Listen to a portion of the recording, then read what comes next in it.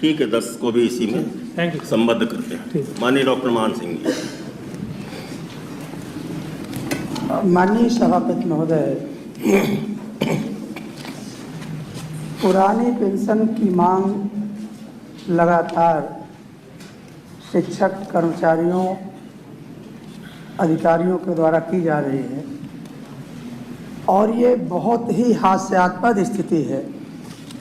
अभी मैं देख रहा था, माननीय वित्त मंत्री जी का जवाब आया कि क्या वित्त मंत्री बताएंगे दिनांक 1 जनवरी 2024 से 7 मार्च 2024 तक पुरानी पेंशन बहाल किए जाने हेतु मुख्यमंत्री / वित्त मंत्री / अपर मुख्य सचिव वित्त को संबोधित प्रदेश के विभिन्न कर्मचारी संगठनों द्वारा कितने प्रस्ताव हुए।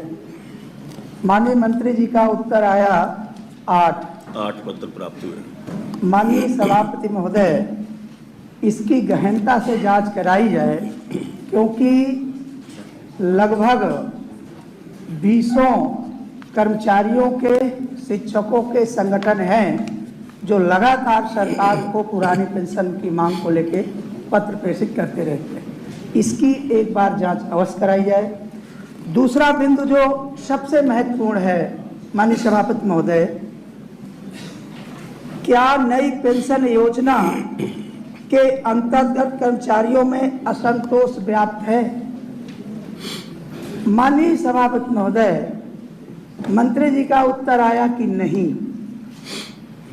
1 अक्टूबर 2023 को दिल्ली के रामलीला मैदान पर लाखों लाख शिक्षक कर्मचारी पुरानी पेंशन की मांग कर रहे थे।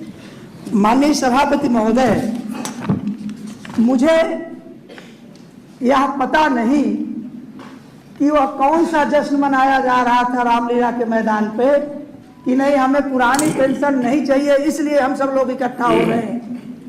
ये तो असत्य वाचन है, सदन को गुमराह किया जा रहा है। लगातार पुरानी पेंशन की मांग को लेकर कर्मचारी शिक्षक संगठन और मैं उस आंदोलन का प्रत्यक्ष गवाह हूं। विजय कुमार बंधु जी के नेतृत्व में जो अटेवा पेंशन बचाओ मंच का नेतृत्व कर रहे थे, उन्होंने आह्वान किया और मैं दिल्ली के रामलीला मैदान पर खुद उपस्थित रहा 1 अक्टूबर 2023 को, और माननीय मंत्री जी का उत्तर आ गया कि नहीं, कोई असंतोष व्याप्त नहीं है। तो मैं यह जानने का प्रयास करूंगा पीठ के माध्यम से कि फिर वह कौन सा जश्न मनाया जा रहा था, किस खुशी में लाखों लाख लोग वहां इकट्ठा हो रहे थे। अगर कोई असंतोष व्याप्त नहीं, सब प्रसन्न है, तो फिर आंदोलन किस बात के लिए किया जा रहा था। पहला बिंदु तो ये।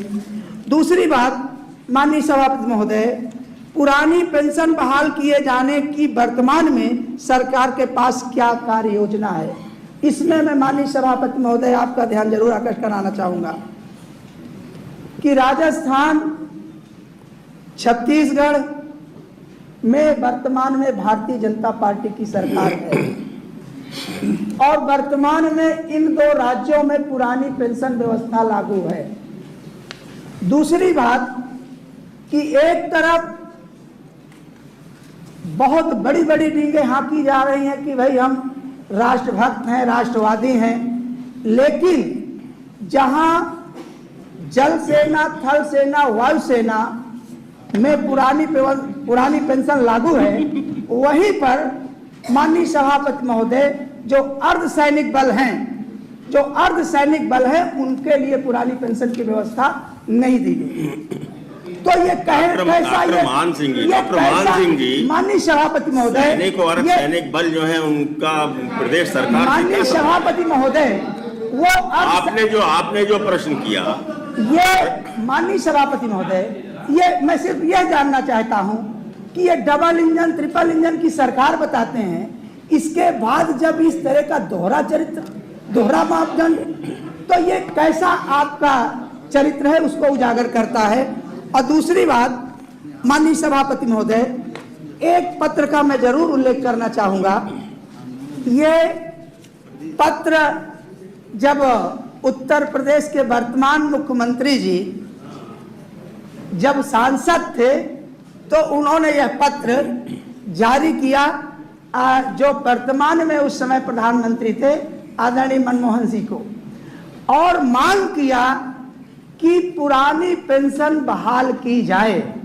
और आज माननीय सभापति महोदय, जब खुद आप मुख्यमंत्री के कुर्सी में बैठे हुए हैं, उसके बाद आप पीठ को गुमराह कर रहे हैं, जनमानस को गुमराह कर रहे हैं। आप बता रहे हैं कि नहीं, कोई आक्रोश नहीं है, कोई आंदोलन नहीं हो रहा है।